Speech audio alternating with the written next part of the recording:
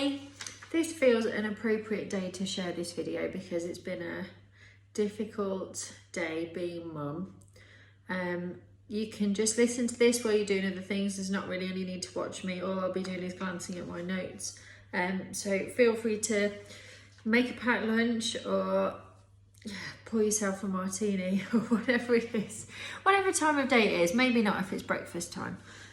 But yeah, I have it on in the background and hopefully you will be nodding along going, yeah, that's me too. So this is things I wish I knew before getting divorced, but more specifically sharing custody of a child or children. So I have been separated for about 2 years. My divorce has just come through in the last couple of weeks, and there are a few things that I was not expecting. Even though I might have known them on some level, it's one of those things, isn't it? You have to go through it to really know. So see if you relate. Please let me know if you feel similar or if there is anything else that I haven't thought of. So number one is how much you still have to see each other. I am sure this varies with ages. My daughter is 3.5, so we swap over quite a lot because she still needs both of us. I feel like I'm being really fair saying that. Really, I believe she perhaps needs mummy more because she is more used to being with me and she's still only little. When she's clingy, it's me she comes to, and that's nobody's fault. That's because we are the ones that have the maternity leave. Generally, that's how it's worked out. But she pretty much is between us 50-50, but we swap over quite a lot. So we don't want to see each other really. We're not on horrific terms, but it's awkward, it's unpleasant, it's tense. And every time she swaps over, we have to have some sort of conversation. If ever she walks off to go and fetch something, then it is awful. It's so difficult. And I feel for you if you are there. People keep telling me it gets easier as they get older, so let's hold on to that. And it's not just seeing each other, it's communication, isn't it? You have to send messages all the time. You have to say, oh, she's hit her head today, or she hasn't eaten a breakfast, or she has got a bad cough, or whatever it might be. And it's hard to just communicate with someone you're trying to, some ways, get over, but there's no, like, I've had a fair amount of breakups, and there is an amount of time where you need to get over it, even if that happens during the relationship. You need to grieve, really, for whatever it was. And in my case, I guess grieve for the marriage that didn't work, because as much as things are for the best now, that's still sad, and that's okay. But you don't get any time away from this other person. You still have to see them and communicate with them all the time. Same as with their family. Now, I haven't had too much of this, but when we first split up, there was, moving back with parents for a bit and trying to manage, and my daughter was having to stay in different houses, and it was far from ideal. But sometimes when I picked her up or dropped her off, it would be at his mum's house, and he would have to come to my mum's house. And that is very difficult, especially when whoever the in-law is might hate you and not want to speak to you anymore. So you go to their house, but you have to kind of wait a certain distance away from the front door, and you wait for your child to come out, and you can't really go and knock the door. It's stressful because your relationship probably used to be quite different, certainly in my case. And it just means tensions run high, doesn't it? It really does. Yeah, something else. You still have to buy them presents. Is this just me? I'm sure some people just don't do this, but when it is Father's Day or birthday or Christmas, Daddy needs a present from his daughter, and that will fall to me, and we've still carried on doing that. So ultimately, because she's 3, as much as she can have a say in it, I am still having to choose presents for him. Anyone else, let me know if you are doing this too. I did not see that one coming. It's easier now, and I don't put half as much effort in because it's different, and it can be things like a homemade picture or whatever it might be. But yeah, didn't think about that one at all. That was one relief of, at least I don't have to buy presents anymore, because I've never just seemed to have chosen them very well in the past, but yeah, that's that now. So you also, another point that I realised is we end up with a lot of each other's stuff, particularly her clothes and toys and things like that, because she will obviously wear things from one house to the next, and you end up with whatever the other person has dressed her in, or whatever toy she's decided to bring. And that is quite difficult sometimes, because you end up with a wardrobe of like half a set of something, or where that must be at daddy's, or I didn't choose any of this stuff that I've had to dress you in today. Another one I did not expect, definitely. This one kind of links to the awkwardness of the first point, really, but when we got our own houses, which we sort of have done now and we're fairly settled, as you can probably see from the blank wall behind me, not really set up as home, but it's functional and it's all right and it's getting there.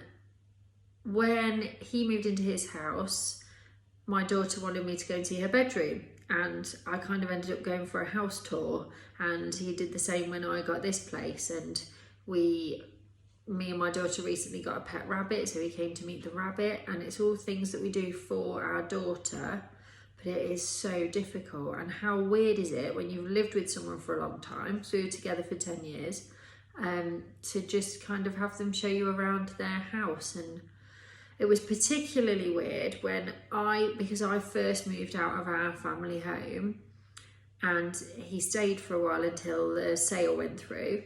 So when I went to pick up our daughter, I had to knock on the door of my own house, effectively, and that just messes with your head, doesn't it? It really does. What else have we got? This one I'm finding difficult. Missing out on certain first times and special occasions, because you have your days, don't you, generally, and when occasions fall on certain days, you miss things. Now we tend to do kind of our days we generally swap in like the afternoon, as much as that works out. If neither of us are at work, one of us will kind of have our daughter overnight into the next day, and we'll probably kind of swap over at like 3 p.m. ish the next day, which used to be after her midday nap, which now does not exist. But so it does mean that even on a special day we would both get to see her, so that's good. But you know, there's first times like going to see Santa. We're not at a point of doing things like that together. I wonder if we ever will be. It would be nice if we did. But you know, the first time she goes on a plane, or the first time she goes to the theatre, or whatever it might be, the reality is only one of us can take her to these things, and you just miss things, and it's sad and it's hard. The guilt as well. People say to me, oh, you have it so easy, you only have her half the time. That must be amazing, you can get all your stuff done when you're not with her. I can see how it looks that way, and I can see how even it is that way, and it might become more that way as I get more used to it. But it is so one extreme to the other, it is hard to get your head around. And the guilt over, I haven't got my daughter, so I'll go to the pub, or I'll arrange something with friends, or I'll sit and watch TV. The guilt is big for me, and I do need to work on this, but it's because I just want her to be okay, and I worry that she's missing me and I'm not there. Probably she's fine, and I know most of the time she's fine, but it plays away in the back of your head, and the time that I have with her feels so intense because I'm on my own and she's 3, and that is really, really hard work, and there is no support for the meltdowns in shops, and for I'm not going to preschool today, and I'm not eating my dinner, I'm going to throw it across the room, and all of the things that come with toddlers. There is no one that can give you a 5-minute break. So as much as half the time she's not there, it's it's intense either way.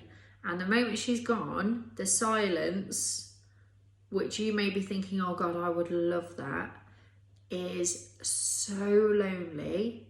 And 10 minutes after she's gone, I want her back. But I am getting better at appreciating the time where she's not there. I worry about the risk of her being a bit spoiled because we do this half-half thing. Both of us do kind of our chores and household stuff when she's not there, so she gets quite dedicated time from both of us, which is not really a realistic way of life because she doesn't really see us do things like, go food shopping and things like that, because we're like, oh, I'll do that when she's not there because that's easier. So I probably need to bring more things like that in, things like cleaning, hoovering, washing. Probably wouldn't do that because I can do it when she's not there and it's quicker and easier that way. But she needs an idea of life, so it's just all about balance, isn't it? The last point might be helpful. It's just, you need to do the right thing for your situation. And people who stay together for their children, it could be considered admirable. If it's a bad patch that you can get through, because having children is the biggest test for a relationship ever, then, get through it, mend it, don't end it. If you are going to be more stable, apart, happier, then your child deserves to see, okay, this is what happy looks like. I want two happy parents. And it probably won't be like that for a long time. I wouldn't say that I'm happy yet and we are 2 years separated. I'd say I'm figuring it out, and that's really hard. And sometimes I think, oh, what have I done? If I have to hand her over and she's really upset, or I'm missing her, or the regrets and the worries kind of creep in. But I do know it was the right thing, really, when I'm thinking logically. And I can say to her, maybe sometimes people make a mistake when they get married, or things change and they're not the same people anymore, or whatever it might be. But to be brave enough to walk away sounds awful, but to be brave enough to make a change, that is an amazing example you can set to your children, because you are being brave enough to go after your own peace of mind and happiness and satisfaction, and there is nothing wrong with that. It is brave. It is a million times easier in a lot of cases to stay in a relationship that isn't working, because pulling everything apart, especially when there are children involved, finances, arrangements, it is so hard. The fear of being on your own again, if you've been with someone for a long time, it's all scary. So it's brave to make that change. If you are at a point of getting divorced or considering getting divorced, the one kind of, I don't know if you call this positive, I suppose it depends how you look at it. Well, let's go with positive, why not? Thing is that divorce does not have to be a traumatic, long drawn out, horrendously expensive process. So I can only say it from my point of view, but we decided what we would do about childcare via message, probably, because we weren't chatting in person, and we just split finances 50-50 pretty much. Whatever was our own we kept, and our joint account we split in half. We decided to sell the house because neither of us could afford it on our own, make our own arrangements, and that was all the big decisions, really. And we didn't need any sort of mediation really for that. We didn't need a lawyer. So the divorce was literally apply online for a divorce in the same way you would apply for anything online. And it was literally a tick box exercise. We did not have to give any reason. We didn't have to explain anything. It was, and every few months, basically, I got an email that said, do you still want to continue? And I would tick yes. Is this information still correct? Yes. You send it off and it goes, we'll be in touch in 20 weeks or something like that. And I couldn't say exactly how long it took, but probably less than a year. with virtually no input from either of us. As long as you agree on things and you both kind of tick that you want to continue, you both get separate emails, and the process lets you know when the other person has replied, so you don't have to talk about it. And then you just get an email saying you are now divorced. And I could not believe how simple it was. It was about £600 to do. But I can imagine involving lawyers and things is a lot worse. So there we go. I hope that was informative and you are feeling less alone. I feel less alone being able to talk to people about it. So comments are really, really welcome. Thank you for listening. Bye.